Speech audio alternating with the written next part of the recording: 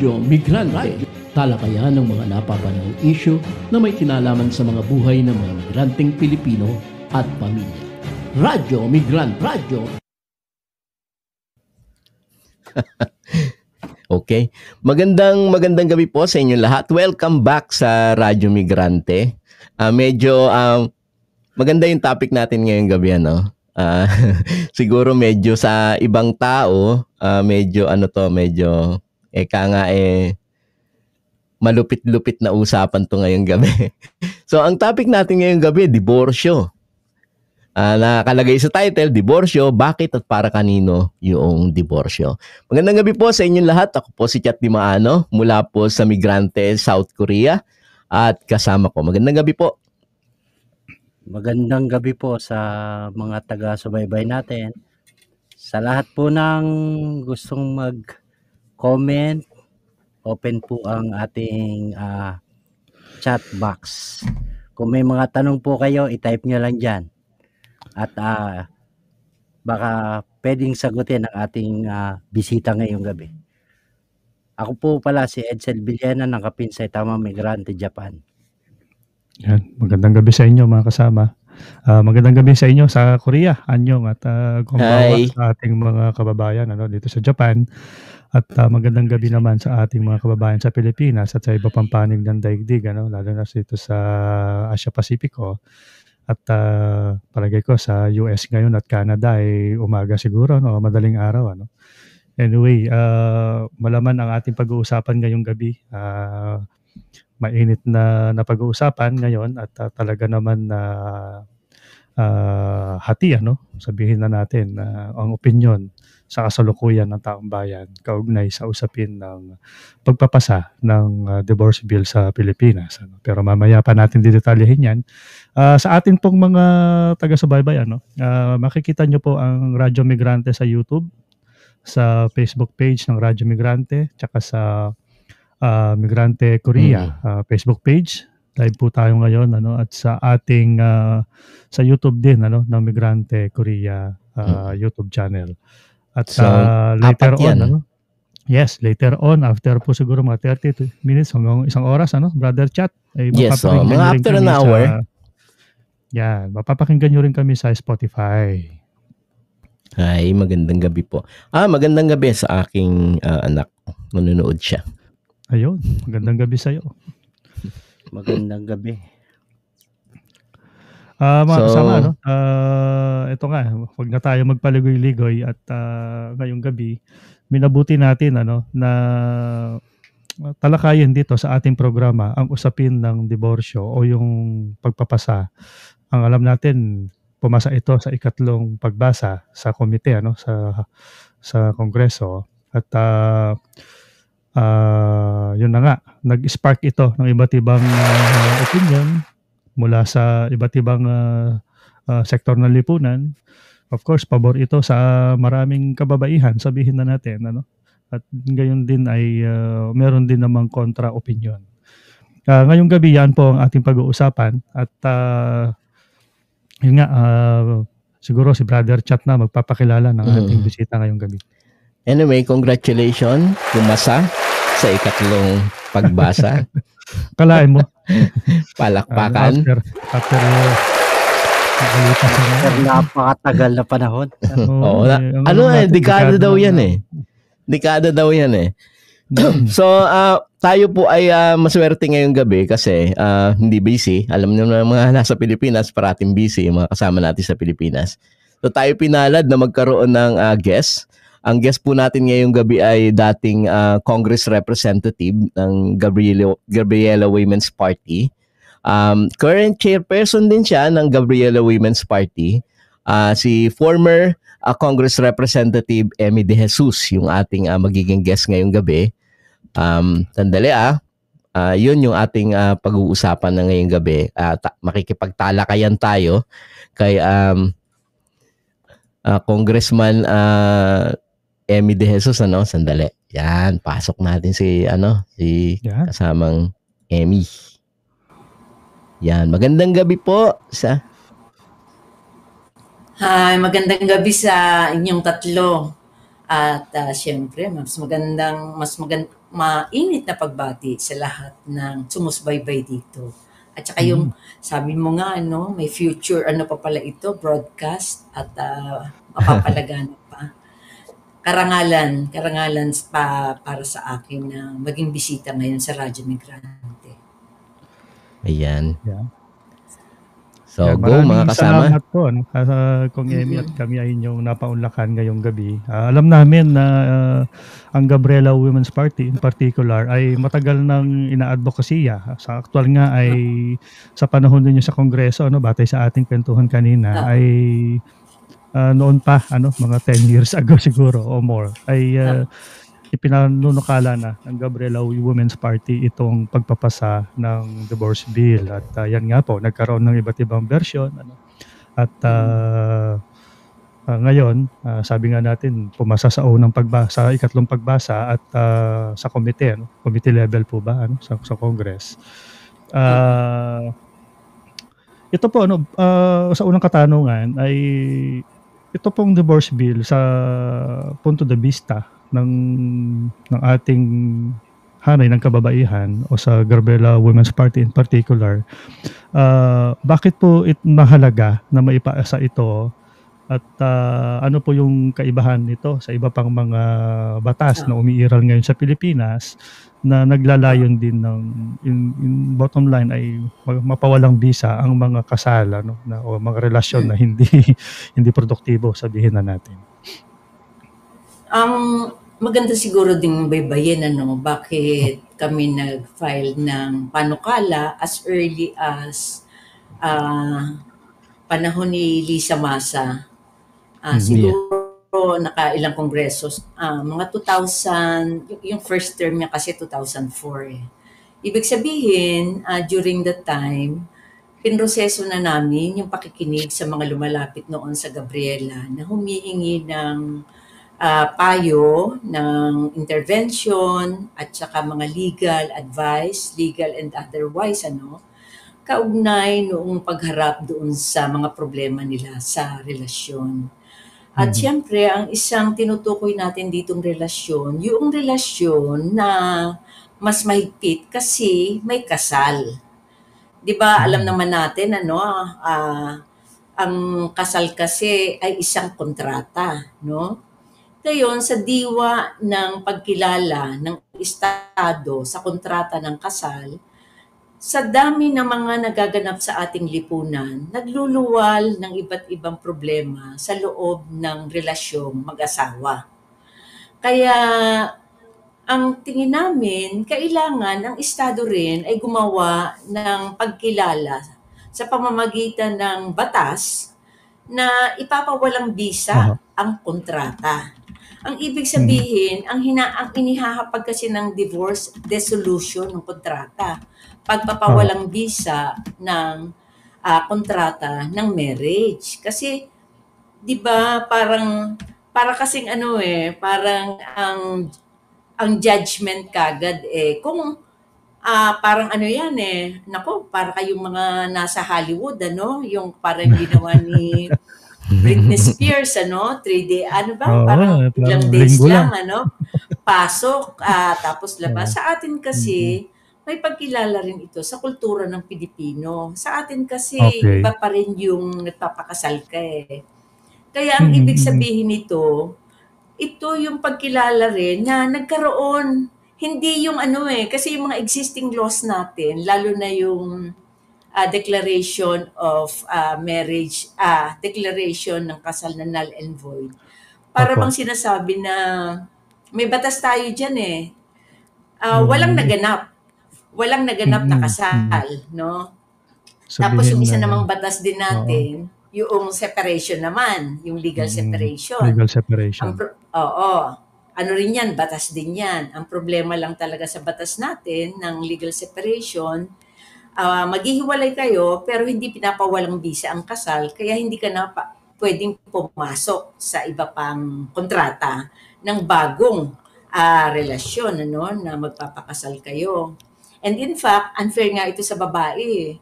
Kasi pwede ka pang kasuhan, ano? Yung mga pagtataksil na yan. Adultery. Adultery, no? Dalawa. Talagang ang daming biktima niyan. Tapos yun namang annulment ng marriage, napakahirap i-access, no? Kasi dadaan ka sa iba't ibang proseso, lalo na yung tinatawag na psychological incapacity, no? Talagang magbabayad ka. Yung iba dyan gumagastos ng, lalo na yung mayayaman, ano? Marami kaming nakausap din kahit sa elite, pinoproblema din nila yan. Pagkatapos ng katakot-takot na gastos, pahirapan talaga, no? At siguro ang isang maganda dito kasi, yung pagkilala na pwede ka namang nagkaroon muna ng masayang pag-asawahan ng relasyon. Ibig sabihin, kinikilala na, kasi halimbawa, ako kasi matagal na kaming mag-asawa, no? 47 years na akong marriage, ano? Maraming problema, pero napapangibabawan yung problema, no? Pero may mga pag-asawahan na maganda yung kanilang pagsasama for the first 5, 7, 10 years, no? May mga lumalabas na mga problema hanggang dumating sa pagkakataon na hindi na nalulutas yung mga hinaharap nilang problema at may tinatawag nga na irreconcilable na talaga, no? At apektado na ang mga bata. At dito pumapasok doon sa proseso na ginawa namin noong 17th Congress. Karamihan ng mga migrant workers natin, na kababaihan, ito talaga yung nakita rin namin na malaganap, no, na problema. Kasi, nag-ano naman, maganda naman yung marriage nila. Kaya isang konkretong kalagayan kasi ng lipunan natin, yung economic problem, mapipilitang mag-abroad, ano, yung isa. Kasi nga, sabi natin, hindi masyado wala talagang malaking job opportunity sa bansa. May may batayan na para magkaroon ng problema, no, ang mag-asawa. Of course, iba pa yung mga problema, no, na yung lalaki, violent, no? Inaabuso yung babae. Siguro, for the first 3 years, kaya pa niya. At saka nagagamit pa niya yung anti-vowsy, no? Napapakulong niya yung asawa niya. Pero dumating sa punto na ayaw na niya, ayoko na, lalabas na ako sa, pwede ba kilalanin ng Estado na wakasan na itong marriage na ito, yung ganyan. O kaya, 5 taon silang hindi nagkita. Kung for whatever reason, either naging migrante o inabandon siya, 5 taon na. No communication, kumbaga. No communication. Ito yung ilang mga konkretong halimbawa na nakita namin sa totoong buhay ng mga kaso na lumapit natin sa atin na bakit nga ba hindi kilalanin ng Estado ang pagpapawalang bisa ng kontrata ng kasal? Kasi sa totoong buhay, ang Church, ang Catholic Church, meron silang kinikilala na pagpapawalang bisa ng kasal. Kaya kumbaga ito yung maikling kasaysayan, and take note kumbaga ang ng Gabriela dito, rights-based, nakabatay sa karapatan. Tama po. Kung karapatan mong pumasok sa isang kontrata at ang kontratang yan ay nangangailangan ng rekisito, ang requirements ng kontratang yan, dapat malusog yung relasyon. Dapat may paggagalangan, dapat may pagmamahalan. Pag mutually dumating na beneficial. Oo. Tsaka walang yung mga bata, hindi masasakripisyo. Kaya pag dumating na yung pagkakataon na hindi na malusog ang relasyon and in fact, no, minsan nga bordering on threatening to life na no, threatening to mental marami nang dapat kilalanin din ng Estado na pakawalan na, tapusin na yan. At dito rin papasok yung pagkilala na pag napawalang bisa yan, pwede kang magkaroon ng pangalawang pagkakataon. Hindi ka huhusgahan, no? Hindi ka huhusgahan ng lipunan na ikaw ay parang tama po kayo. Maganda po nabanggit niyo yung kong Emmy, ano, kasi isa pa Oo. pong bagay, kung as early as sabihin na natin mga 2004 or mid-2000 Oo. ay meron ng ganitong panukalang batas. Pero Oo. sa panahon po na ngayon, siyempre nandiyan na po, nabanggit niyo yung iba't ibang mga Oo. kontra-opinyon, ano, dahil nga sa usapin siguro ng kultura, relihiyon, and so, ano po talaga yung naging hadlang ng mga panahon na yan kung bakit sa panahon ng ito ay nihahapag na ng Gabriela Women's Party o ng iba pang mga mambabatas, sabihin na natin, ay hindi po ito nag-prosper no mga panahon na yan. What seems to have changed sa tingin po ninyo after 2 decades, sabihin na natin, ay ngayon ay umusad po sa Kongreso, at least sa Kongreso umusad na? Actually, nung 17th Congress, pumasa na rin siya sa third reading. Pumasa na rin siya.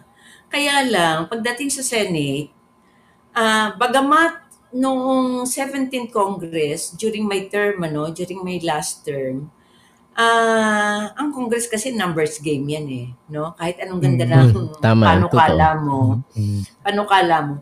Pero nanalo ang boto. Kaya maganda na sana eh. Pero pagdating doon sa upper house, may mga senador na talagang tumunggali and pinatulog yan.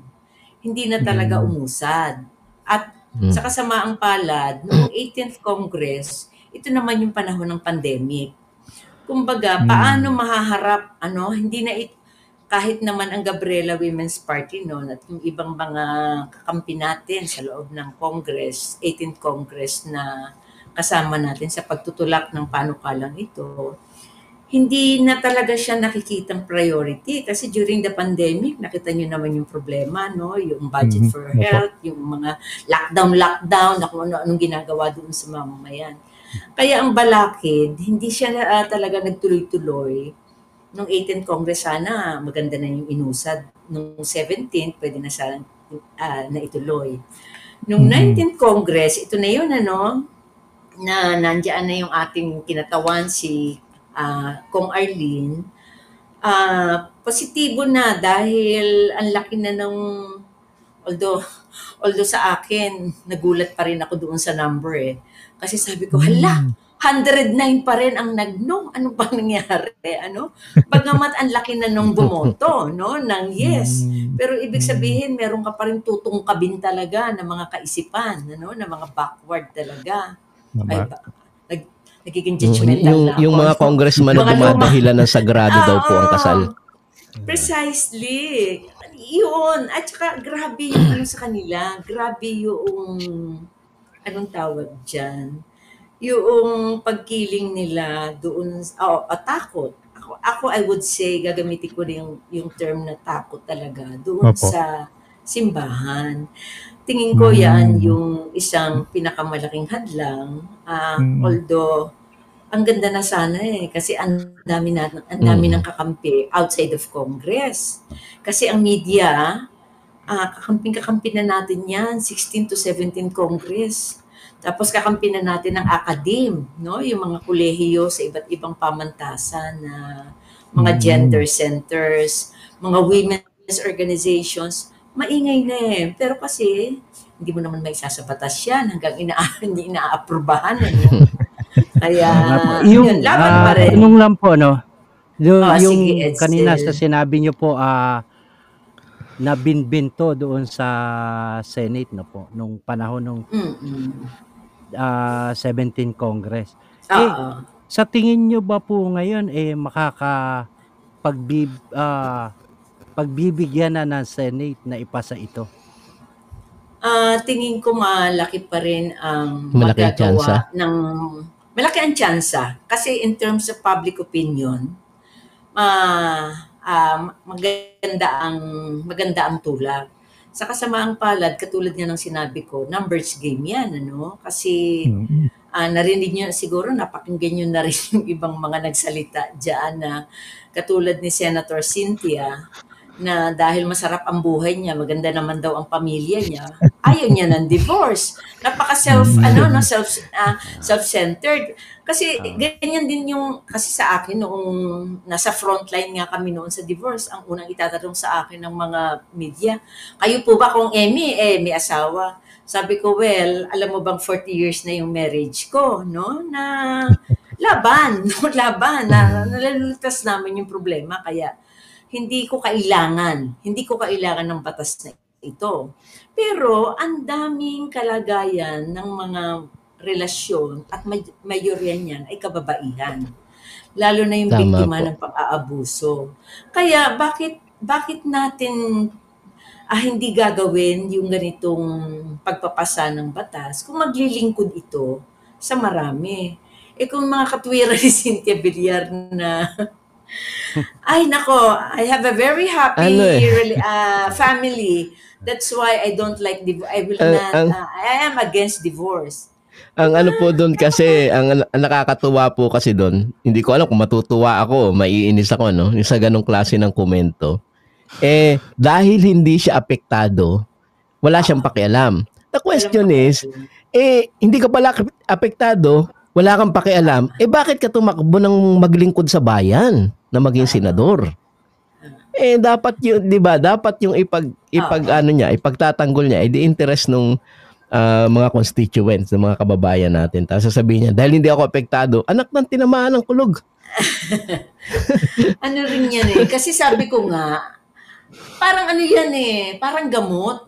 Kung hindi mo kailangan, wag kong uminom. Oh my Hindi God. mo naman, kung Tama. ayaw mo naman Ganun naman siya. makipag-divorce, diba? Kung hindi ka naman nagtatae, ba't ka iinom ng gamot sa, kumbaga, Pero, Hindi. yun nga, no? hindi rin ito yung batas na paparusahan ka pag hindi mo ginamit. Exactly. Ano nga daw po sabi sa social media nga daw, ang kinatatakot daw ng mga Pilipino, sabi sa social media, nakikita ko dyan, sabi, baka ang kinatatakot daw ng mga Pilipino pagka nagkaroon ng absolute divorce law, i-compulsory na magdi-divorce lahat ng mga Pilipino. Yung mga gano'n na lang ba yung gano'n na lang yung mga tumatakbo sa isip. Pero sa totoo lang, ang maganda po kasi... batas na hindi ka mapaparusahan dahil hindi mo ginamit. Palalayain ka pa. Oo, pag ginamit mo dahil kailangan mo, ang laking igpaw doon sa mga nasa malaking problema sa loob ng mag-asawa. At kahit lalaki na may gusto makipag-diborsyo, kasi dadaan naman ito sa korte Yun naman ang kagandahan ng naipasa nating panukala yung sa third reading. Siguro po yun, Judicial. Meron po kasing yan nga, kung sa mga kontra-argumento tsaka mga opinyong publiko ngayon. Kasi kami sa mga migrante, kadalasan ang balita, ang mga opinyon na nasasagap namin galing sa social media. So very open source talaga. Minsan hindi nasasala o kaya sabihin na natin na minsan talagang merong saliwa o hindi tama na mga argumento. Ibinabatay doon sa kalagayan. Halimbawa sa Estados Unidos, sa Japan, mas liberal ang diborsyo dito kumpara doon sa dito sa Korea din diborsyo din parang nalilihis yung ano ba ang katangian ng diborsyo sa Pilipinas at anong kaibahan nito sa ibang bansa. Yun, mukhang kailangan pang pag-usapan yun. Mas pumupunta pa doon sa ang nakikita kong argumento kadalasan dito hindi pa usapin ng ano ba talaga yung pangangailangan, kundi ang pasok agad is moral ground agad ang pasok. So ang kanya, saradong Katoliko ako, tipong ganon. Saradong Katoliko ako, against ako sa divorce. Period. Ganun yung mga nakikita ko kanina na dadaan pa po sa korte to, no? Kasi po siyempre pag alam naman natin pag dadaan sa korte may malaki gastos na po. Ganun din ba po yung process o yung gastos katulad nung umiiral ngayon na annulment, tsaka po yung kung sa may asawa kang foreigner yung judicial recognition of foreign divorce, parehas din po yung gastos. Alam naman po natin kung mapasa yan, ganun din ang gastos, hindi rin po ma-avail ng ating mga kababayan niya na lalo na yung mga wala. Actually, isa yan sa pinaglilingkuran din ng divorce. Itong napasa, na dahil nga sa existing law natin na napakamahal para i-dissolve yung marriage, tiniyak na hindi, kung ito ang gagamitin, mayroong mga provisions na may guideline na maglilingkod talaga doon sa walang kakayanang economic. At saka ang positive kasi dito, ang sinasabi kasing madali siyang magamit after going through the process. Kasi may counseling pa yan eh. At saka korte. Tapos meron pa nga doon sa batas na bibigyan pa kayo ng sapat na panahon para kayo mismo ang magbigay ng puwang sa sarili nyo na pag-isipan nyo na ito nga ba talaga. Bumubukas pa sa ganong mga yung provision na nagbibigay pa ng puwang na sige, tingnan pa natin kung kaya pa. Pero firm din yung batas na pag malinaw na talagang nandiyan na yung batayan, katulad na nabanggit ko kanina, no, yung pang-aabuso, babaero, napatunayang nagtaksil, napatunayang nag-abandon na ng pamilya, 5 years na silang hindi nakikita, matitibay na yung batayan, kaya na dapat imamandato na ang korte na madaliin. At kung walang kakayanan, ang petitioner maglalaan ng pondo ang estado mismo para suportahan yung petitioner. Kasi ito pagkilala nga ito, nasa kasalukuyang lipunan natin, nagluluwal ng mga problema sa loob ng relasyon na hindi na malusog kahit para sa mga anak nila. Kaya tinitiyak din ito sa proseso ng proceedings, yung mga bata, yung kalagayang pangkabuhayan at pangkaisipan at ng future ng bata ay mababantayan. Kaya napakaganda sana eh. Tapos yung binabanggit din kanina na ang Korea, tayo na lang kasi ang walang diborsyo sa buong mundo. At ang isa na lang na walang diborsyo, syempre ang Vatican. Ilan ba naman ang populasyon ng Vatican? Karamihan pa. Oo, karamihan pa naglilingkod sa But take note, even the Pope, kahit yung resibo yung kasalukuyang Pope natin naniniwala siya na more than pagiging rigid doon sa mga sinasabi ng batas sa kasal.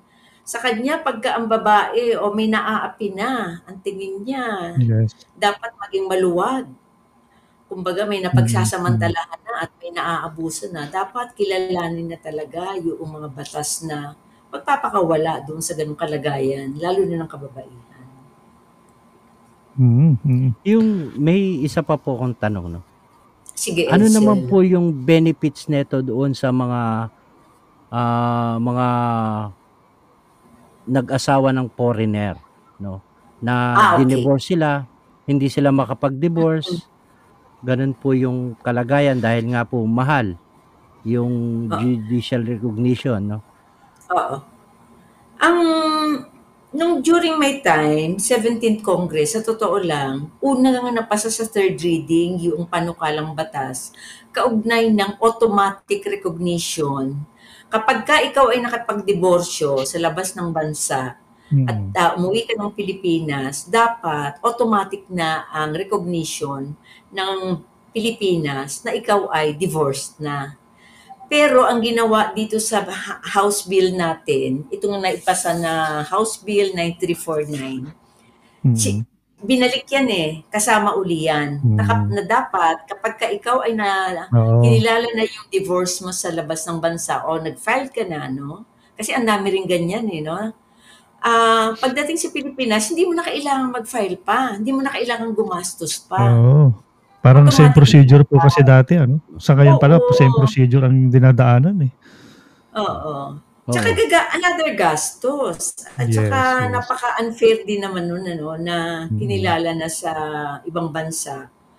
Although may sinasabi yung isang lawyer, ang Supreme Court daw, nag-usap kasi kami ni Edsel nitong immediately after nung nag-dinner kami ni Edsel. Ang sinasabi kasi ng isang lawyer, ang Hindi Supreme po ako yan, ha? Si Congressman Edsel Lagman po ang tinutukoy. mo, kita ko si Kong Edsel, si. Ah, Anyway, ang sinasabi ng isang lawyer, ang Supreme Court daw may jurisprudence na kapag may pagkilala na pagka yung divorce ka sa outside of the country na Opo. pag umuwi ka ng Pilipinas, dapat automatic. Pero I doubt, parang Hindi nag-uulit po kasi Kaya gano'n eh. Kahit Oo. ngayon kasi meron din kaming share lang namin Okay. meron kaming Yung cases. kaso ngayon dito na hinahawakan na may desisyon na ang korte dito na kaugnay sa kanilang diborsyo. Pero practically, pag ito ay dinala sa Pilipinas, dadaan uli ng judicial recognition, which is dadaanan uli yung proseso na dinahanan dito. Oo. Kaya Kaya kumbaga, ang appreciation natin sa ganun, padadaanin nyo uli yung tao, babae man yan o lalaki, kung sino ang apektado, doon sa ganong klaseng proseso na bubuungkatin uli yung kanilang sabihin, very na yun straining and distressful. Yan po kasi yung sinasabi ni kasamang RD, yung domestic violence victim, kaya po dumaan sa korte, Meron karamihan po dito hindi na dumadaan sa korte, magpipirmahan lang, ipapasa sa City Hall, sa registry, divorce na po. Yun po yung yung katulad nga po ng kasi yun yung sinasabi batas ng bansa. Opo. Yun yung yata katulad nga po yung according- sinasabi ni RD,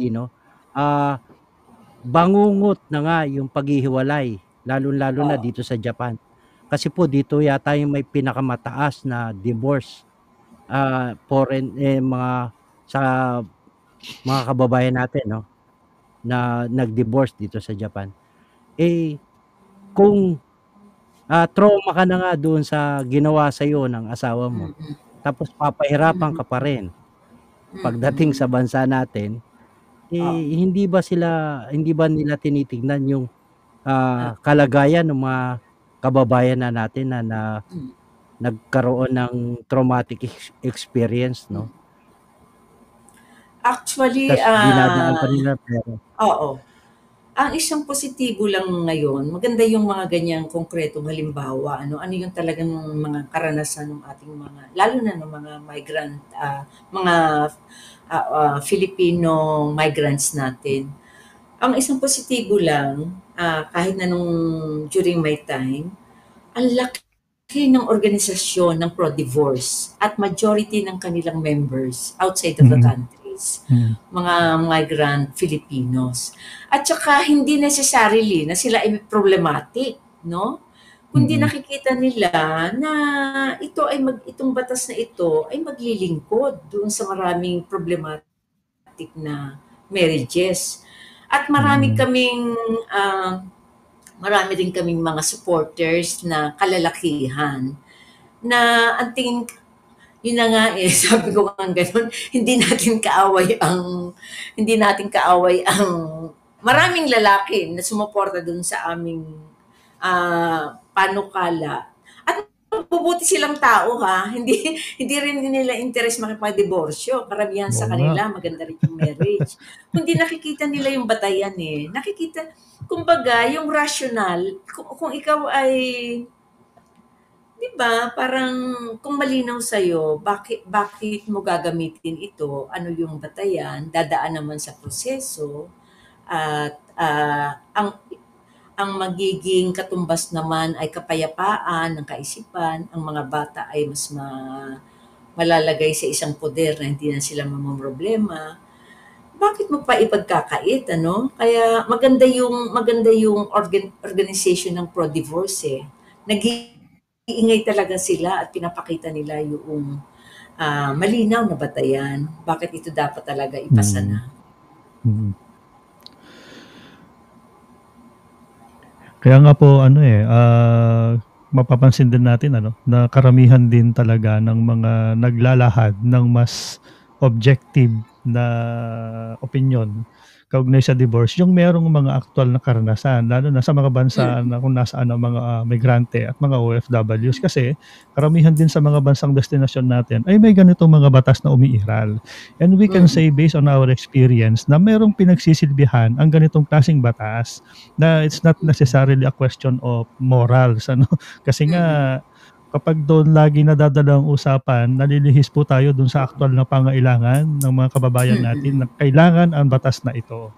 Otherwise, ipagkakaitan natin sila ng serbisyo o ng karapatan bilang mga malayang mamamayan katulad natin. Ayun na nga yung sinasabi natin, di ba? Yung sinasabing moral. Kung binubugbog ka na ng asawa mo, moral pa rin ba yun? Di ba? Pinagtataksilang ka. Oo. Yung isang batas natin, yung anti-vowsy, yung 9262, nagagamit naman yun dito sa local, nagagamit naman yung anti-violence against women and their children. Kasi yung batas na ito, nagagamit yun sa loob ng relasyon, kahit hindi kayo kasal, no? Kaya yung physical violence, economic violence, psychological violence, pwede mong magamit yung batas na yan.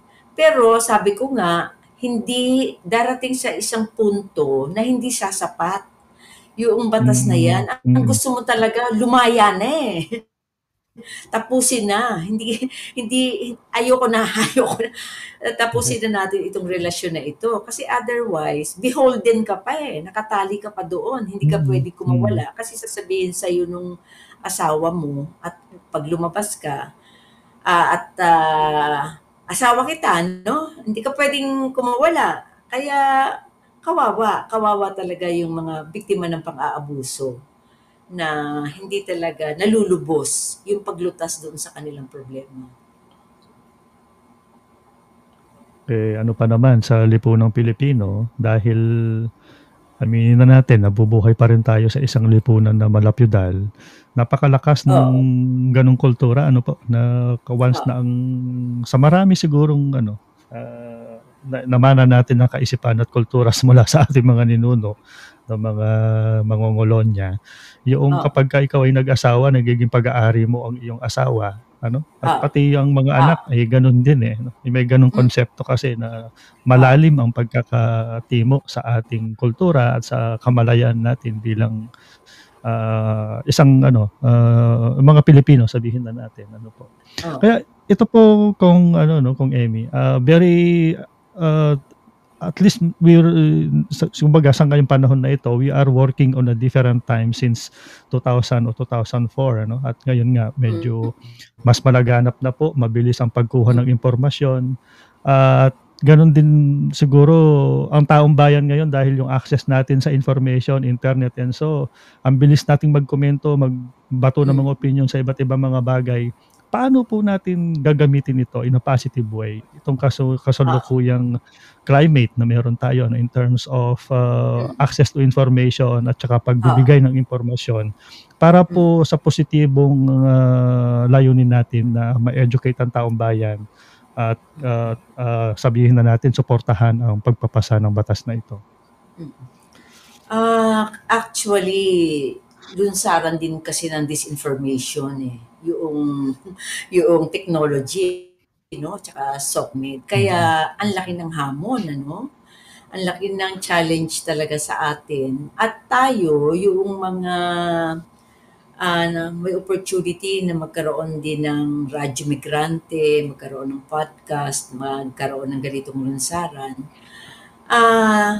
Buong pagsisikap itong ginagawa natin, hindi katulad nung nagpapalaganap ng disinformation. Sila yung may pera rin para magbayad talaga ng mga troll. Para sila din talaga yung sistematiko na gumagamit ng ginagamit talaga yung pagbabayad para magpalaganap ng maling impormasyon. Kaya ang kasangga natin dito habang tayo ay nagpapalaganap ng nagmumulat, katapat natin yung namang nagpapalaganap ng disinformation at sila yung may access doon sa systematic na paninira. Pero hindi tayo dapat ang challenge kasi sa atin yung ating organisadong masa. Kasi nakakatuwa rin na mayroon tayong mayroon tayong mga organisasyon na nag-i-ensure din na sumasangga sa mga disinformation. At ang isang napaka-positibo talaga, yung katulad nito, yung Radyo Migrante na ilan ba ang naaabot natin, tapos namumultiply. Kasi may 4, kanina nabanggit nyo, may 4 na pwedeng lunsaran. At kung dahil organisado din tayo, napakaganda rin na magkaroon ng mga forum sa community, sa paggawaan, sa eskwelahan, o kung saan man tayo makakatipon ng ating mga kababayan para sa pagmumulat. Kasi yung iba naman kasi, it's either walang time na umupo, pero may SOCMED. Pero yung nasa SOCMED naman, yung may time naman na umupo, challenge talaga sa ating mga organization yung pagmumulat. Yun. Okay. Meron pong ilang mga basahin lang natin yung ibang mga komento sa ating chat box. Kaso hindi po yata nag-feed ngayon sa ating live. Oo, mukhang may trouble yung server. Kanina pa ako nagpapalabas-labas kasi tinitingnan ko yung server. Sa atin, mula sa Hong Kong, mula sa Japan, sa Korea. Ang komento nila, sabi ni Ate Mirna Hoso ng Japan, sa iba, sagrado ang kasal, pero yung pambababae o panlalaki ay malaya po nilang nagagawa. So yun nga ang problema. Pagka there will come a time, sabi nga kanina ni Kong Emmy, na meron tayong batas para parusahan o mga ganyan, pero hindi ka bibigyan ng ng kalayaan. Palayain ng itong relasyon. Kaya kailangan talaga yung divorce. Pwedeng bago mo sumunod sa comment mo, yun yung sinasabi kanina na yung divorce kasi kapag ka itinarak mo agad yung usapin ng iyong moral na paninindigan, hindi mo na nakikita yung kung ano man yung konkretong kondisyon. Kagaya ng sinasabi nung nagkomento, ng bababae, binubugbog, nagdodroga, hindi nagtatrabaho, pinababayaan ng asawa, pinababayaan ng pamilya. Lahat yun tapos dahil nakatali ka sa isang hindi naman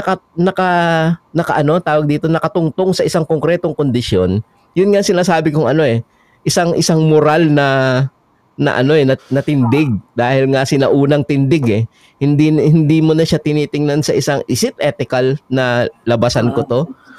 Parang ganun yung ang nangyayari ngayon, di tuloy ang pang-aabuso. Tuloy ang pang-aabuso sa iyo, hindi ka makakawala. Kaya napakaganda. Siguro kung ito man ay makapasa sa aking personal na paninindigan, kung makapasa itong maging batas na talaga itong tawag dito absolute divorce law. Hindi lang ito basta nagkaroon tayo ng divorce kundi umabante na yung kultura ng Pilipino sa mas mataas na level, ibig sabihin. Nakaigpaw tayo. Kasi dati tayo napaka-konserbatibo ng pagtanaw Pag sinabing diborsyo, ano yan? Pero ngayon parang mapepwersa tayong tumanaw ngayon. Tumanaw at talagang magsuri. Ano ba talaga nangyayari? Bakit mayroong divorce? Ba't may nagtutulak ng divorce? Ganon yung yung komento na nakita sa komento sa nakita ko Actually, yan naman din yan din naman yung nakita namin Yung isa kasing layunin din ng Gabriela Women's Party, kapag kami ay naghahain ng panukala, nagiging lunsaran din ito ng pag-aaral at pagmumulat, Kasi halimbawa yung divorce na yan, magandang pag-usapan And in fact, nakita nga namin, challenge pa nga ito doon sa kultura natin na tumitingin ng kasal ay ganito, sagrado, etc. Mas-challenge ka nga na,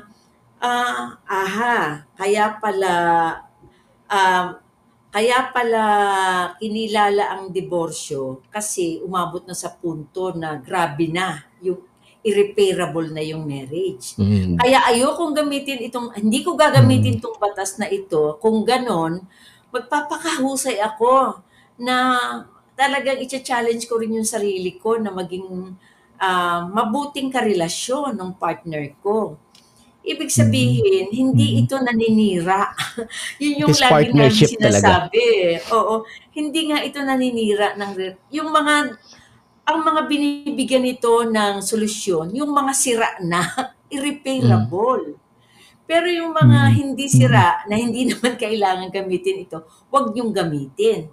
At yung papasok naman sa marriage, yung magpapakasal naman, pag-iingatan nilang lalo yung marriage nila na hindi masira, no? Para hindi sila magdiborsyo. Tama.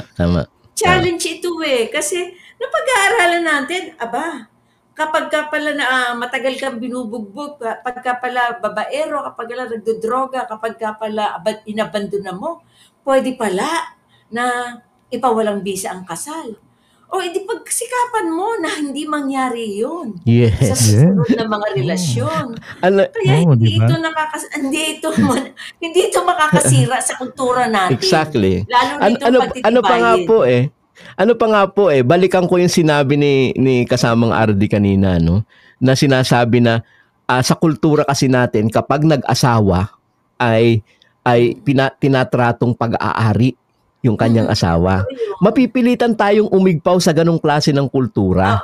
Na mapipilitan tayo ngayong pumunta doon sa usapin na tingnan talaga natin na ang marriage pala is not about property ko siya, kundi marriage is about partnership.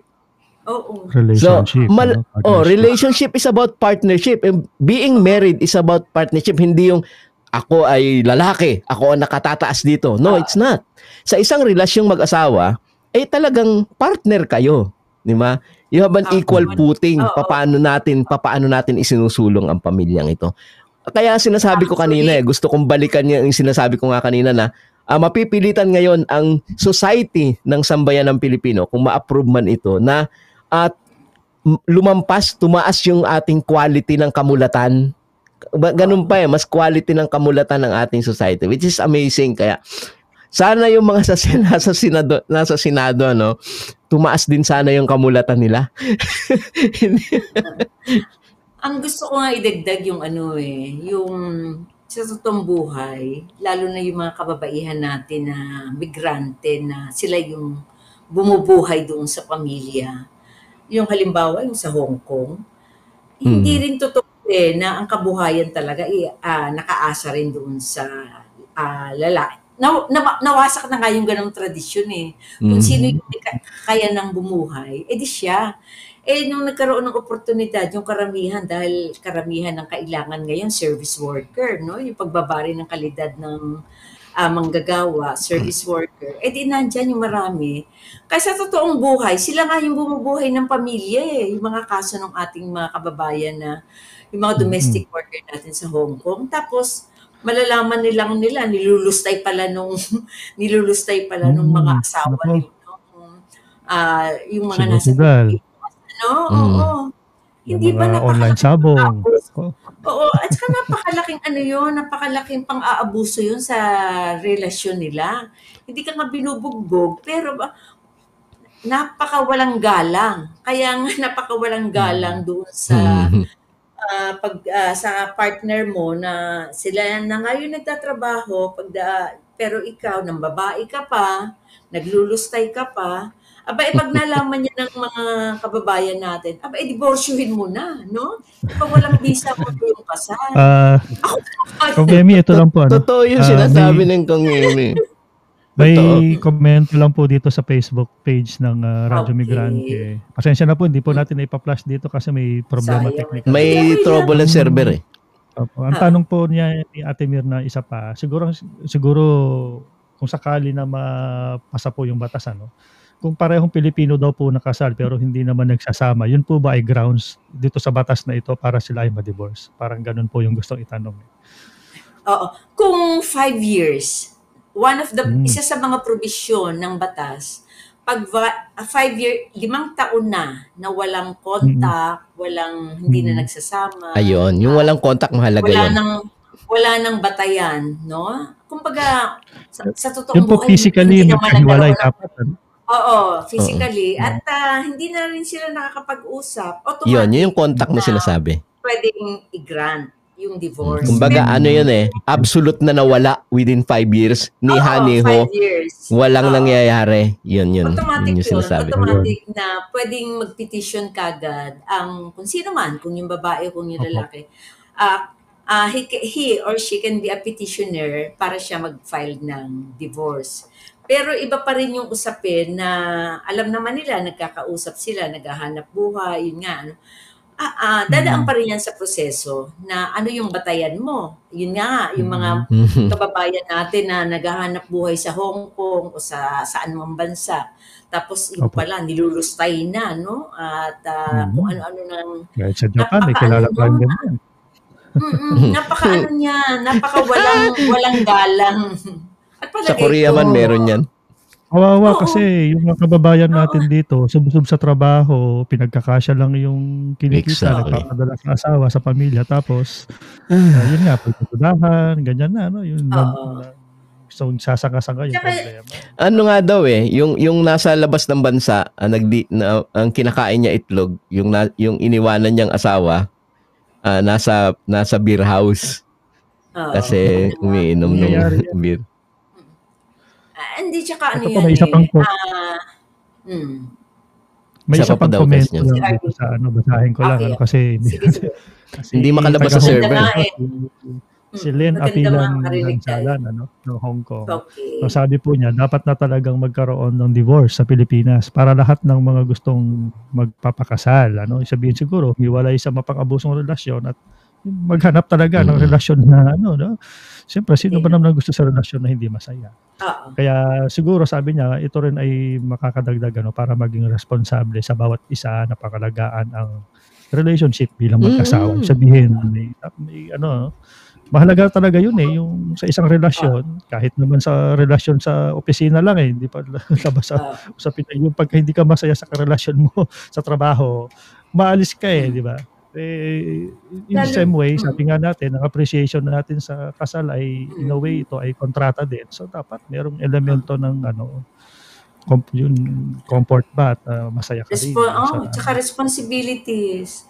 Parang So, ano yan yung maganda yan doon sa mga talagang naranasan na siguro yung dulo, no? Kumbaga yung dulo na ng kanilang kasi ang pagmamahal naman may batayan yan Pag nawala ang respeto mo at ikaw ay puso. Yun. Magandang usapan yan. Oo nga.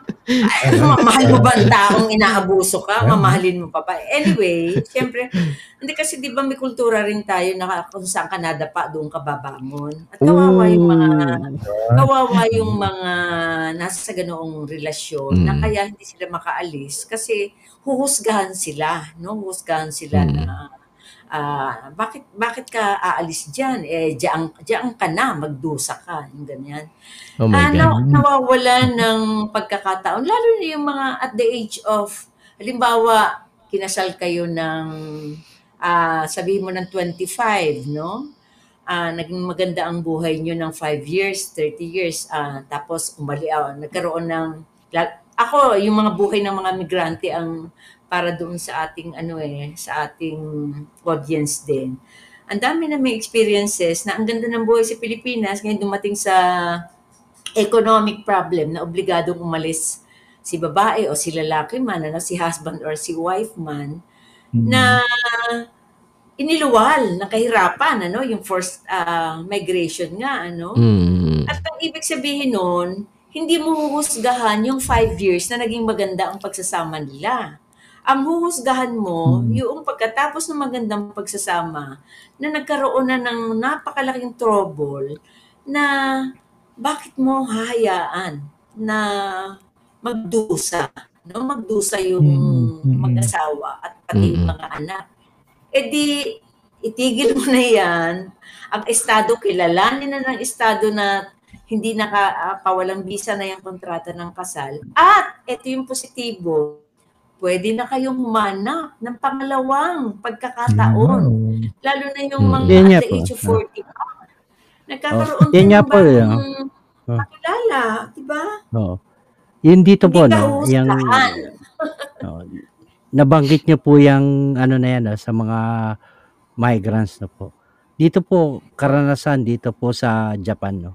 Marami po ditong nag-asawa, hindi dahil kagustuhan na nila talaga.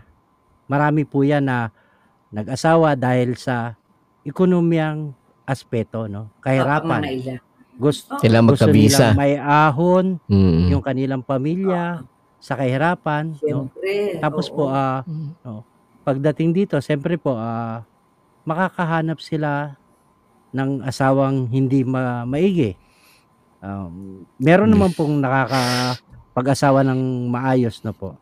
Pero po, marami yung sinasaktan, inaabuso ng asawa, physical, tsaka mental, no po, verbal, na hindi sila makaalis dahil nga po doon sa problema na maghiwalay kayo, hindi ka rin naman makakapagpakasal.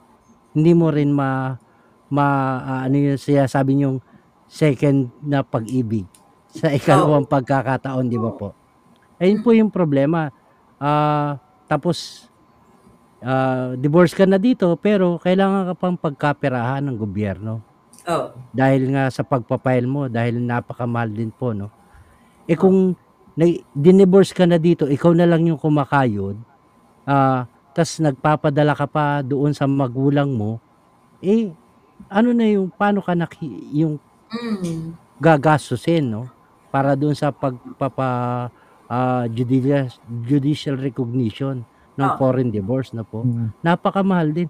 Kaya po, kahit bangungot na yung nangyari sa kanya, nakakabit pa rin sa kanya yung apelyido ng lalaki. Di ba po? Kaya nga, ito na po yung pagkakataon na maitama na yung batas na po. Maipasa na.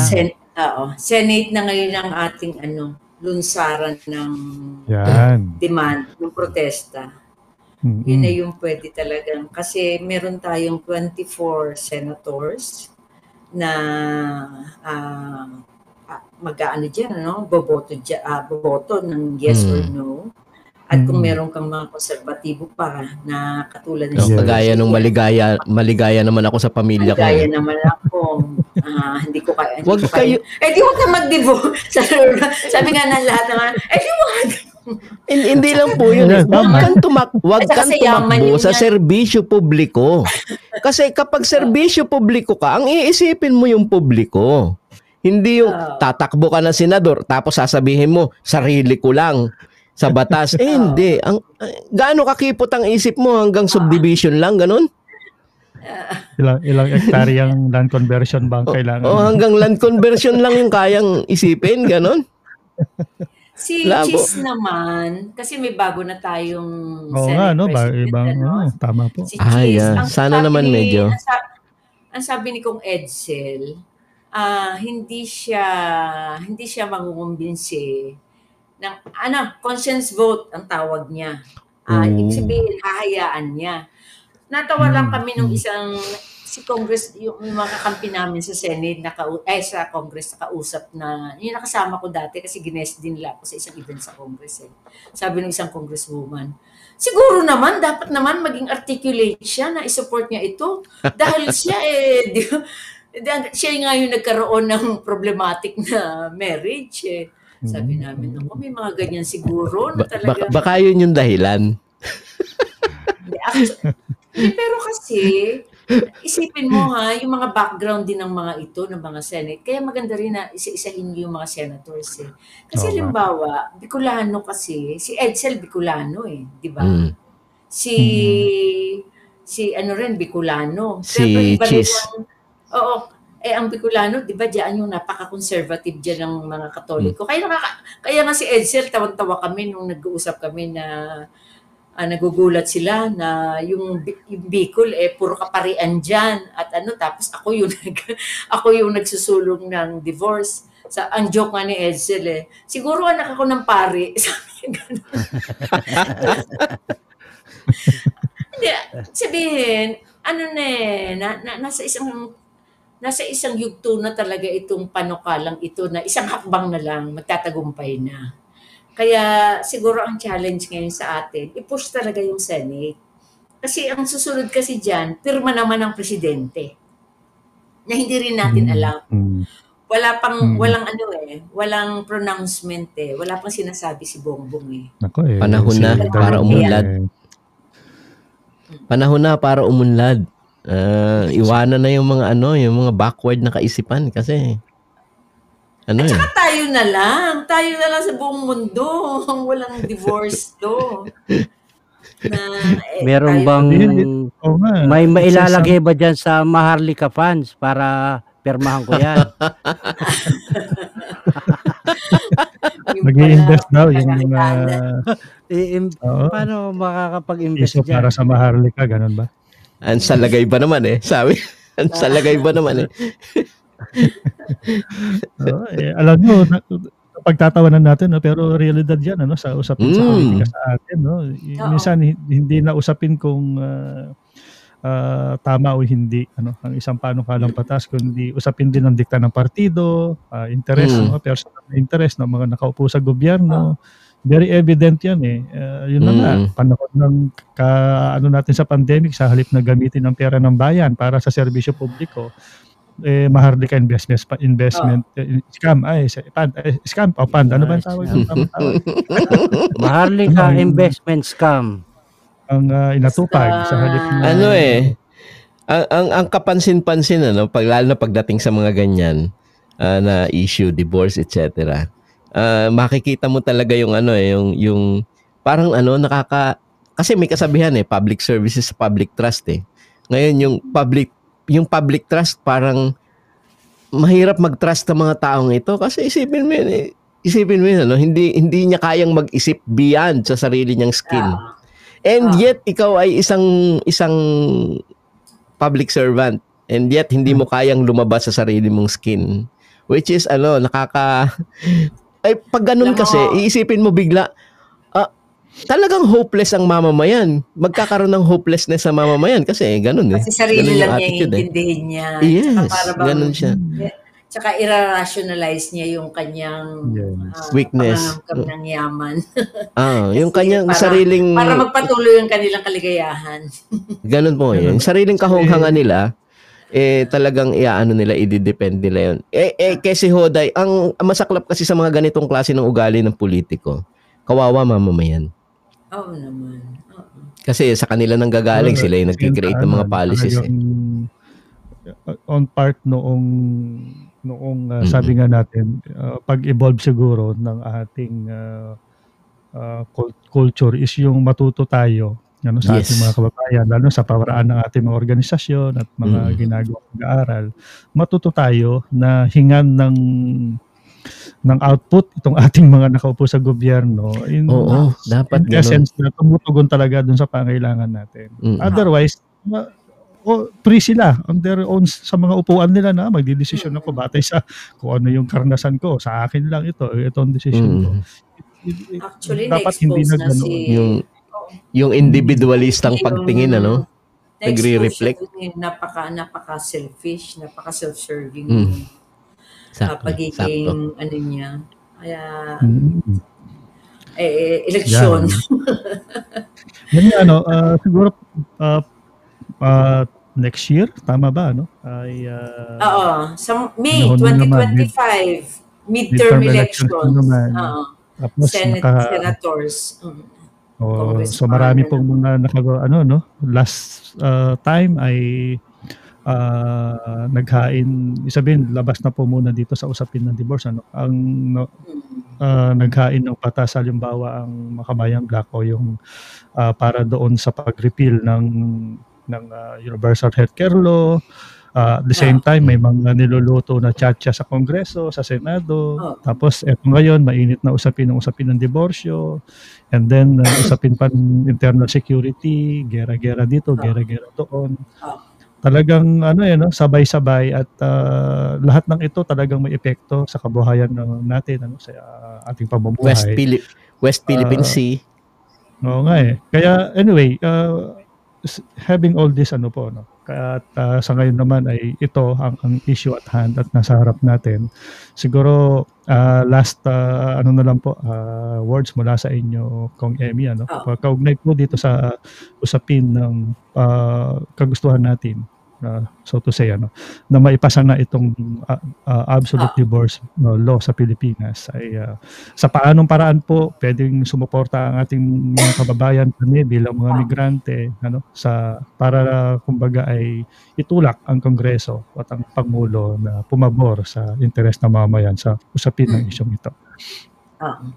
So, yung isa siguro, yung pagkilala rin na ang lipunan natin ngayon ay humaharap sa, tama yun economic and political issues. Pero may kaugnayan din ito at tumatama ito doon sa totoong buhay ng maraming pamilya at magkarelasyon.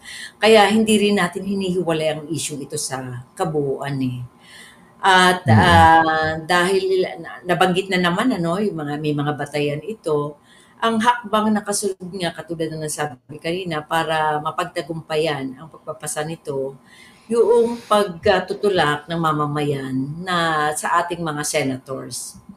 Isang hakbang kasi yun At pagkatapos noon, para mapirmahan naman din ng Pangulo, kumbaga people power Kahit anong issue kasi magtatagumpay pagka ginamit natin yung kapangyarihan ng sambayanan, ng kapangyarihan ng mamamayan. Pero hindi rin tayo mananawagan ng bulag, Kaya maganda talaga yung ding pamamaraan ng pagmumulat na magluluwal din ng matibay na organisasyon para hindi rin magwawakas dito sa panukalang batas lang din na ito, kundi doon sa iba pang issue ng bayan. At kung kami ang nagsasalita mula sa Gabriela, ang isa kasing tindig namin, ang issue ng bayan ay issue ng kababaihan. At ang issue ng kababaihan ay dapat issue rin ng bayan. Kaya yung seryoso kami doon sa babae, bata, bayan, ipaglaban. Kaya diborsyo ay itulak natin, katulad din nung pagtutulak natin sa iba pang mahalagang issue na nakakaapekto, lalong-lalo na doon sa mga marginalized sectors ng ating lipunan. Ayun. Salamat. Maraming salamat po, Kong Emmy. At pinaunlakan nyo kami, Sa uulitin po, maraming salamat. Alam ko, yung ating mga manonood nanood sa atin maraming natutunan. Kasi kadalasan, gusto talaga, halos lahat ng mga nanonood naman ganun Gusto nilang ugatin. Kasi, sa totoo lang, nakikipagtunggalian kahit kani-kanino The thing is, hindi lang nila matukoy o mabuo kung paano nila ipagtatanggol yung usapin halimbawa na diborsyo, I like divorce, kaya lang hindi ko alam paano ipagtatanggol. So ang tendency niya nagiging konserbatibo siya. Instead na idepensa niya, na ikampanya niya, nagiging konserbatibo siya kasi hindi niya nakikita kung paano ito nira-rationalize. Pero sa kanya, alam niya tama. Hindi lang niya ma-rationalize. So itong discussion natin ngayon ito, magandang to kasi nagkaroon tayo nagkaroon tayo yung mga manonood natin nagkaroon ng malinaw na paano ba niya nira-rationalize yung usapin ng diborsyo. Ayun. Ayan. Mukhang humihina yung connection ni Kong Emmy. Maraming salamat po, sa uulitin po. Okay, bye-bye. Salamat. Salamat din Salamat sa inyo. Salamat po. Mabuhay kayo. Mabuhay kayo sa inyong mga ginagawa. Salamat po. Okay, bye. Salamat po. Ingat po. Ayun. Nilagay ko na si sa bakit. Okay. Okay. Ayun, mga kapatid, alas 10 na, bago tayo matapos. Any last word, mga kapatid? Ayun. Oo. Nga po, sinasabi nga po katulad ng sinasabi ni Kong Emmy kanina na kailangan nating magsama-sama po, no, para puwersahin o ipaabot itong panukalang batas na to, no, sa Senado. Alam niyo po, yung diborsyo po ay talagang kailangan na po, no, doon sa kasalukuyang panahon po, no. Dahil po kung talagang hindi na nagmamaterialize yung inyong pagsasama, ano pa pong gagawin? Di ba po? Kung hindi na malusog, di kailangan na po yung divorce law. Muli po, ako si Edsel Villena ng Kapinsay Tamang Migrante. Magandang gabi po sa inyong lahat. Yan. Salamat. At alam niyo po kami dito sa hanay ng migrante. At sa pamagitan po ng programang ito, una, we are not against any religion. O hindi po kami Oh, yes. Of course. nagjo-judge sa anumang relihiyon. Ang tinutuntungan po ng aming panawagan na may pasaang batas na ito ay usapin ng pagbibigay ng espasyo para sa karapatan ng sinuman na magkaroon nga ng malusog at matiwasay na relasyong mag-asawa. O kaya naman kung hindi para sa iyo ang pag-aasawa at ikaw ay nagkamali sa iyong pinasok, ay may paraan ka rin legally na gawin ito nang hindi ka naman padadaanin sa butas ng karayom o kaya ay titilad-tila rin ng iyong katawan at ang iyong kabuhayan para lang makamit mo ito. Hindi po siya parusa. Yun kasi ang isa doon sa gusto nating iwasto o siguro ay ituwid ay yung bang yung kaisipan o yung paniniwala na dahil ang sinumpahan mo sa harap ng altar ay ito ay pag-iisa ninyong mag-asawa sa harap ng Panginoon. Yung gano'n Pero ito po ay hindi lang usapin ng moralidad ng usapin ng relihiyon kundi higit pa sa lahat ay yung pagpapanatili ng dignidad ng tao.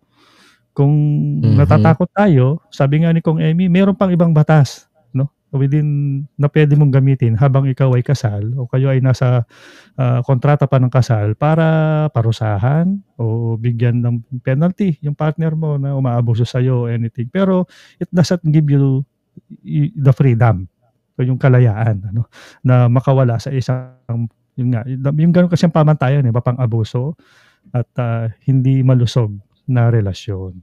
So, hindi rin po tayo sinasabi sabi nga na kapag ikaw ay divorce mo yan, mag-aasawa uli ng iba, bugbugin niya naman. Yung sabihin, pag binaliktad mo ko sa yon, di ba lang ikaw na lang bugbugin, abusuin ng asawa mo, wag na lang kayong dumami.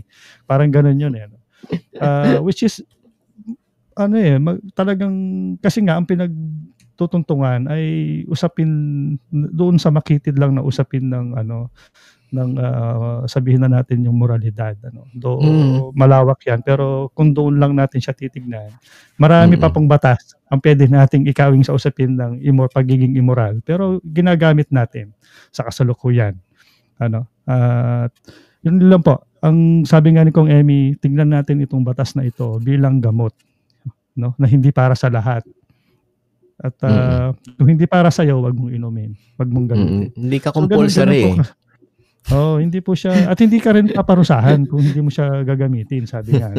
So yun po, sana nagkaroon po ng nakatulong itong programa na ito para maglinaw sa inyo sa usapin na ito.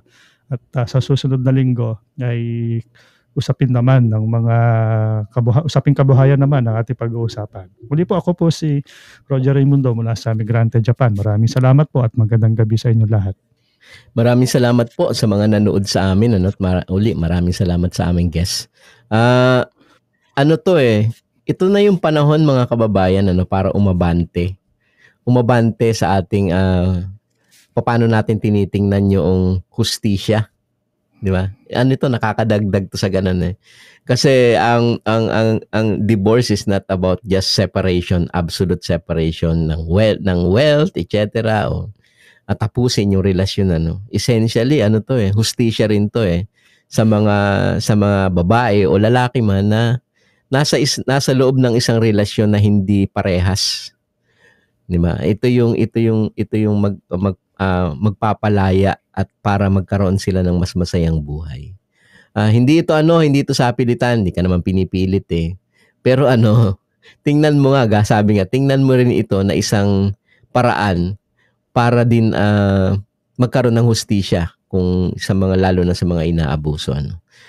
So, magandang gabi po sa inyong lahat. Yung pong isulong po natin, wag po tayong maging konserbatibo sa pagtingin dito sa divorce, kundi mas tignan natin ito na isang tools para sa iyo, isang paraan kung paano mo maipagtatanggol ang iyong sarili kung ikaw man ay nasa isang relasyong masalimuot. So, yun po. Magsulong tayo. Magandang gabi po muli sa inyong lahat. Ako po si Kat Dimaano mula po dito sa Migrante South Korea. Kasama ko. Maraming salamat po sa inyong lahat. Please share, like, and subscribe at makinig po sa amin sa Spotify. Magandang gabi po sa inyo. Ayan, Sa mga taga-subaybay natin sa Facebook, maraming salamat po sa inyo. Maraming salamat. Hindi po namin mabasa lahat yung mga komento. Oo, nagkaroon ng trouble yung aming server. Malamang server trouble yan kasi dapat nag-feed yan eh. Delay yung pasok. Oo. Okay, So, thank you. Yeah. Okay, Salamat. thank you. Bye-bye.